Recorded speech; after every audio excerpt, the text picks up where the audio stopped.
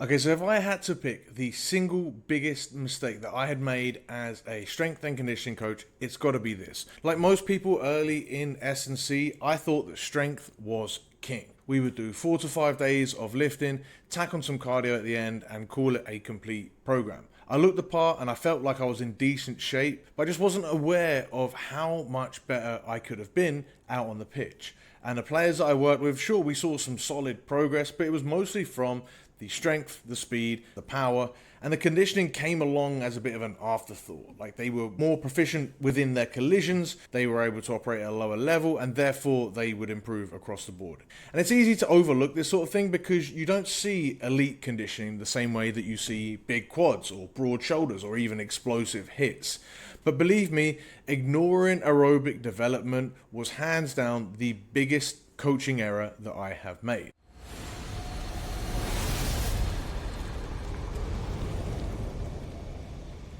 Welcome back to another Rugby Muscle Podcast. I'm your host as always, TJ. And if this hits home already, do me a quick favor. Hit subscribe if you're new. Drop me a rating, 5 stars on Spotify or Apple Podcasts. Give me a quick review. Send this to a teammate or let me know what you think about this in the comments below on YouTube, or hit the 3 dots on Spotify and give me a comment as well. All that stuff really does help out. Now, back 10 plus years ago, I was a strength and conditioning coach, just getting my chops within the rugby strength and conditioning world. S&C at the time just meant strength work, maybe some sprints, and then a quick sweat finisher for cardio. That was basically the culture, and I was fully bought in.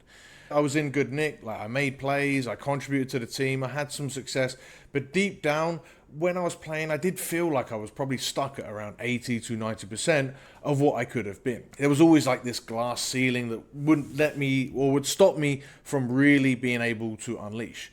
Now, I was big, I was strong, I was relatively fast for the level that I was playing at, but I didn't really find my ability to repeat it over and over and over again at a higher level. I had to make that sacrifice. So if I was doing carries over and over and over again, my level would drop.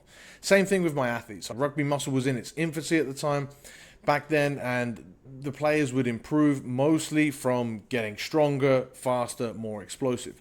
And the ones that did actually experience a big progression within their fitness would have probably done so from their coaches pushing them within their rugby training. And obviously, I as a strength coach would then facilitate how well they would take to getting those pushes. Now, so why didn't I see this mistake for myself? It's probably the same reason that many of you have never seen it, or most people don't see it. Conditioning just isn't that sexy. And especially when your strength and conditioning time is limited, it's hard to justify taking out a gym session to replace it with just cardio. And this was over 10 years ago. There was no hybrid athlete movement. That wasn't even a phrase. The book was yet to come out. I did buy it pretty soon after it was released, so shout out Alex Viada for that. But the industry back then just didn't talk about aerobic work unless it was like a punishment. Now, also to be fair, although I didn't give it the respect that it deserved, I did think that I was doing conditioning.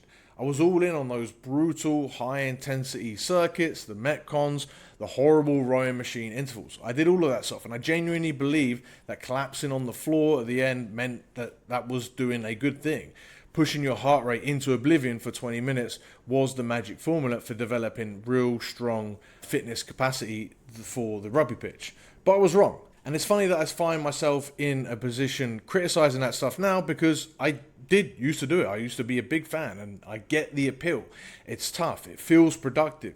It looks intense. Like if you're working that hard, you must be getting something out of it, but it doesn't actually build the aerobic engine that rugby players need. And obviously that's why I'm here making this episode, because I've made that mistake and I know a lot of you potentially can be making it too. Now, another reason for this is because all of my strength and conditioning exposure back in the day was focused on university work and dealing with high-level setups, environments where players are nearly always already really aerobically fit. Conditioning gets taken care of on the pitch with these athletes, especially if they're full-time professionals or if they're just professionals in general or high-level athletes. They're going to have coaches that take their conditioning into mind on the pitch. The gym was basically just for strength, muscle, and power development.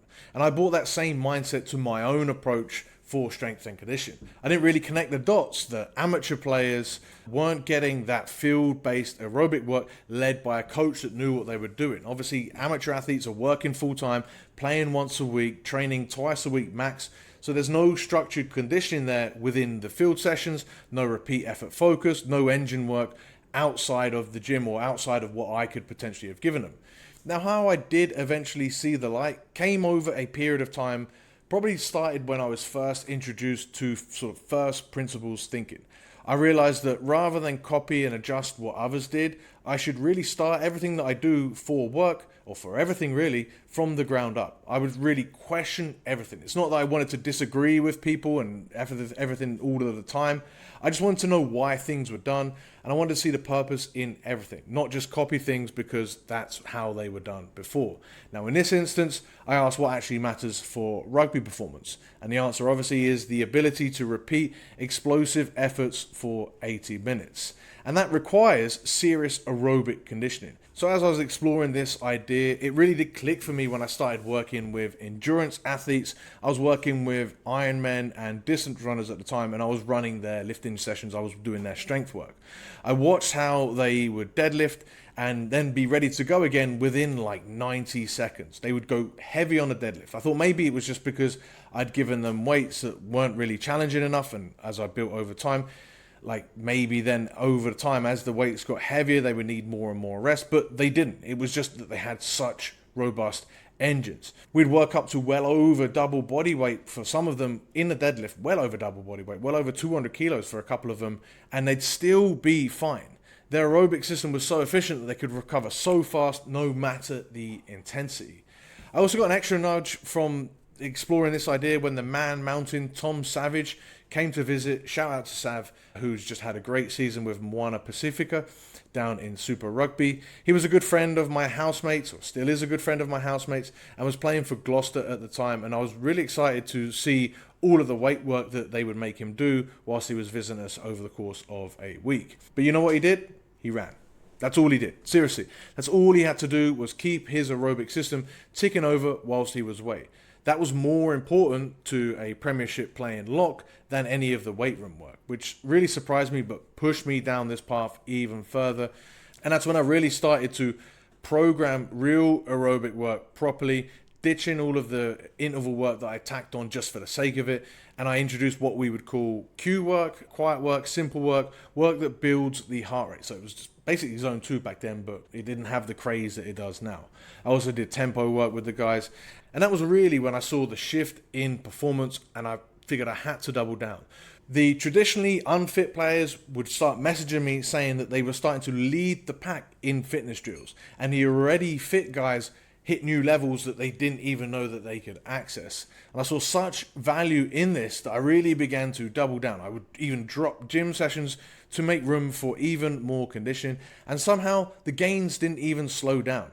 Even with minimal strength work, they would increase on their strength and their power numbers. There was no loss by going down from 4 sessions to 3 sessions, or even 3 sessions to 2. And the condition, obviously, that they did have didn't put a negative effect on that strength work. And in fact, quite the opposite happened. They were able to train harder. They were able to recover better. They were able to have their sessions become more dense. By that, I mean that they were able to get through more work within the 45 minutes to an hour's sessions that they would do. And obviously, more importantly, on the pitch, they would have a clearer head. That's whether they're trying to improve their skill work with their training, or just on the pitch when they were playing, they were able to play with a clearer head and enjoy the game and contribute more to their team's success. Now, the ultimate test of this really came during the pandemic. This was a time when there was no rugby, no team training, just solo aerobic work. And for most of my guys, all I assigned was just zone 2 work, and then we added in the tempo runs as we started to see the light at the end of the tunnel where we could potentially do some rugby. And understandably, a lot of the guys were skeptical. They were like, how is this slow work going to be able to prep me through a rugby match? Even though they felt themselves getting fitter, they were like, this can't really bridge that gap. Am I going to have to do some more intense stuff before we get back to the pitch? But when they did get back to the pitch, even after like 1, 2, even 3 seasons off, they played better than ever. They didn't just play and hold their line and be okay. No, they were playing at higher levels than before, even with that time away from the game. They had more focus, more freedom, more energy. And like, it was undeniable at this point that building the aerobic base works. So that's why you hear me yapping on and on and on about how important your conditioning work is. It's because it does work and it makes a huge difference. And if you're sacrificing aerobic work to just hit more weights, you're almost definitely missing a trick. To wrap this up, strength and conditioning work means both strength and conditioning work. And if you're listening to this, the odds are that a lot of people that come to Rugby Muscle, it's just the way it works, a lot of you are already focused on the gym and you want your gym work to be more rugby specific. The best way to make your gym work more rugby specific is to drop some of it in order to get a real robust aerobic system and become fitter than ever. It's the engine that you're probably missing. And once you build that, everything else can really improve. And if you're ready to start building your conditioning properly, check the links in the description below. At the time of recording, I have one-on-one coaching spots open. In 2 weeks' time, I've got an upcoming amateur rugby fitness masterclass webinar that I'll be hosting that you can sign up for, also in the links in the description. If the links aren't there, then obviously you've missed it, but there's lots of different ways that you can get involved with Rugby Muscle in the description below. If you enjoyed this episode, if you haven't done so already, thumbs up. Let me know what you thought in the comments below. Get involved, get fit, get better. Thank you all for listening. I'll catch you in the next one.